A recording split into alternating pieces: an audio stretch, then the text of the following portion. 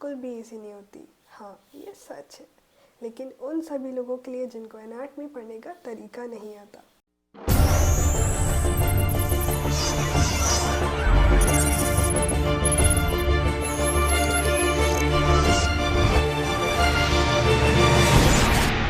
So hello everyone, my self Tejashwi Mishra, a second year BMS student. तो आज की video में हम बात करेंगे उन सभी चीज़ों के बारे में कि भाई हमें एनाटॉमी आखिर समझ क्यों नहीं आती। बेसिकली हम एनाटॉमी को रटते हैं, बट एनाटॉमी कोई रटने का सब्जेक्ट नहीं है, ये समझने का सब्जेक्ट है। एनाटॉमी में आप बेसिकली क्या पढ़ते हो? आपके बॉडी में जो भी है, like bones, muscles, joints etcetera, आप इन सभी चीज़ों को रटने की कोशिश करते हो। और ट्रस्ट मी, अगर आप ऐसे ही पूरे साल रटते रहे तो एंड में आपको कुछ समझ नहीं आना, एकदम ब्लैंक रह जाओगे। बात करें कि एनाटॉमी हमें कैसे समझ आएगी और हम कैसे एनाटॉमी इजीली क्लियर कर सकते हैं फर्स्ट ईयर में, तो वीडियो को बिना किसी देरी के स्टार्ट करते हैं। ये तो आप सब भी जानते हो कि BMS में एडमिशन लेने के बाद हमारे पास इतने सारे मेंटल ट्रॉमास होते हैं और फिर इतनी सारी चीज़ें दिमाग में चल रही होती हैं। नए नए हम एडमिशन लेके आए होते हैं और ऐसे नए नए सब्जेक्ट से हमारा पाला पड़ता है। फिर आती है एनाटॉमी और संस्कृत। तो भाई ये सुन के तो लगता है कि कहाँ ही एडमिशन ले लिया, कोई गलती तो नहीं कर दी, स्टेप बैक कर दूँ, अभी भी टाइम है या नहीं। तो भाई ऐसा कुछ नहीं है, कोर्स कोई भी डिफ़िकल्ट और इजी नहीं होता। इट डिपेंड्स ऑन यू कि आप उसको कैसे डील करते हो। तो आज हम बात करेंगे कि एनाटॉमी को कैसे पढ़ें कि हम उसमें इजीली पास हो जाएं, वो भी अच्छे मार्क्स से। तो चलो मैं आपको बताती हूँ मैंने एनाटॉमी कैसे पढ़ी थी। एडमिशन हुआ था तो हमारा भी काफ़ी सारे नए सब्जेक्ट से पाला पड़ा था, बट कोई बात नहीं, धीरे धीरे जब आप पढ़ते जाते हो तो आपकी एक हैबिट बन जाती है पढ़ने की और आपको चीज़ें समझ आने लगती है अगर आप सही वे में पढ़ रहे होते हो। तो मैं बात करती हूँ कि एनाटॉमी मुझे शुरू से समझ आती थी या फिर लास्ट में आके समझ आई है।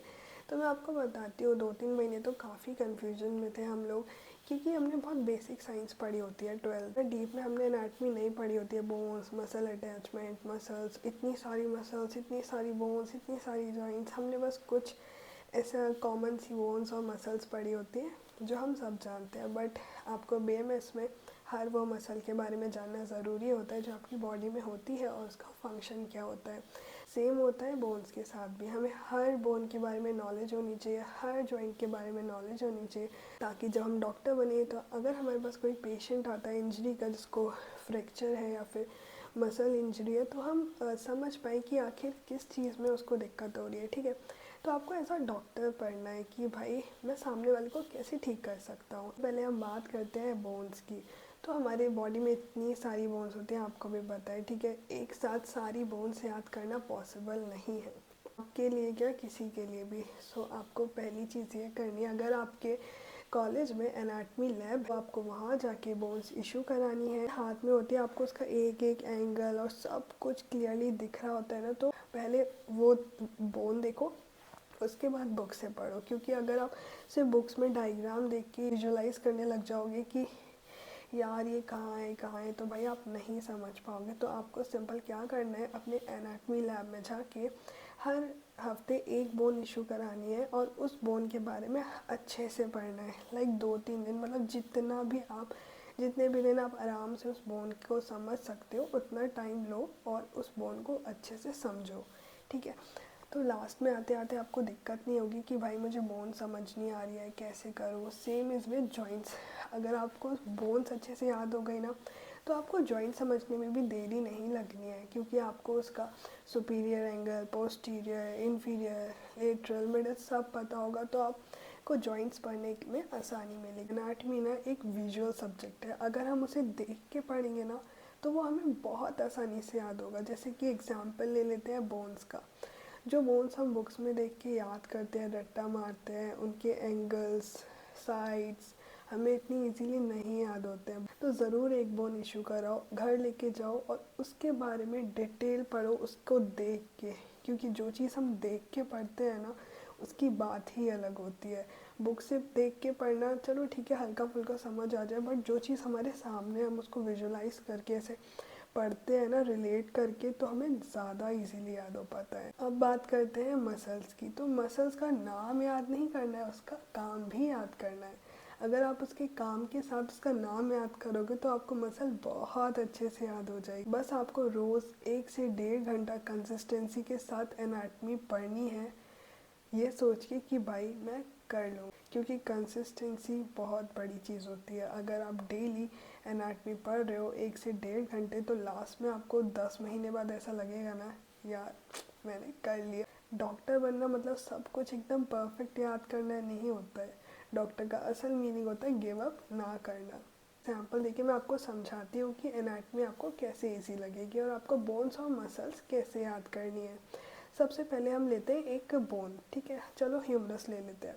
ह्यूमरस हमें ऐसे याद रखनी है कि ह्यूमरस एक बोन है जो कि हमारे शोल्डर और एल्बो जॉइंट के बीच में होती है, जिसमें कुछ मसल्स भी अटैच्ड होती हैं और वो हमारे हाथ का मतलब मूवमेंट कराने में हेल्प करती है।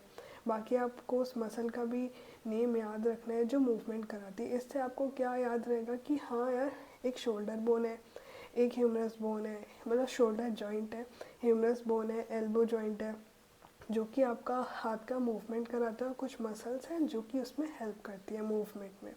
तो ऐसे करके आपको हर एक बोन, हर एक मसल के बारे में याद रखना है, ठीक है। इससे आप एक एक बोन जोड़ के ऐसे रिलेट करके पढ़ोगे तो आपको ज़्यादा इजीली समझ आए। जोर शोर में आके गलती मत करना कि एक दिन एनाटमी उठा लिया, पूरे दिन एनाटमी पढ़ते जा रहे हैं, ऐसा भी मत करना यार, फ्रस्ट्रेट हो जाता है इंसान।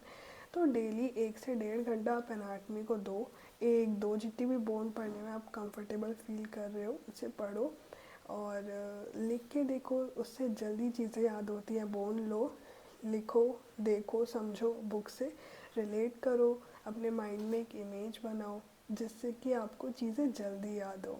ऐसे अपनी बॉडी से रिलेट करके पढ़ने लगे ना आप जिस दिन, उस दिन आपको एनाटमी ईजी लगने लगेगी। ट्रस्ट मी, ये मेरा खुद का एक्सपीरियंस है। और मैं आपको बता दूँ, एक बुक जिससे मैंने लास्ट तक पढ़ा था, मतलब स्टार्टिंग में मैंने दूसरी बुक से पढ़ा था, बस लास्ट में जो एक बुक थी जिसने मेरी बहुत ज़्यादा हेल्प करी थी वो थी महेंद्र सिंह। उसमें मॉडर्न और आयुर्वेद दोनों ही दे रखा था और बहुत इजी लैंग्वेज में दे रखा है। अगर आप उस बुक को अच्छे से 2-3 बार पढ़ोगे ना डीपली, तो आपको दिक्कत नहीं होनी है शायद, मेरे हिसाब से। बाकी आप जिस बुक में ज़्यादा कंफर्टेबल हो पढ़ने में, आप वही रेफ़र करना। बट आप एक बार देख सकते हो सकता है आपको वो बुक पसंद आ जाए, क्योंकि उसकी लैंग्वेज काफ़ी इजी दे रखी है। मोस्ट ऑफ द स्टूडेंट्स उसी को रेफ़र करते हैं, क्योंकि हम चाहते हैं कि ऐसी कोई लैंग्वेज मिल जाए इजी, जिससे हमें पढ़ने में आसानी हो, जल्दी समझ आए। तो वो एक बेस्ट बुक है।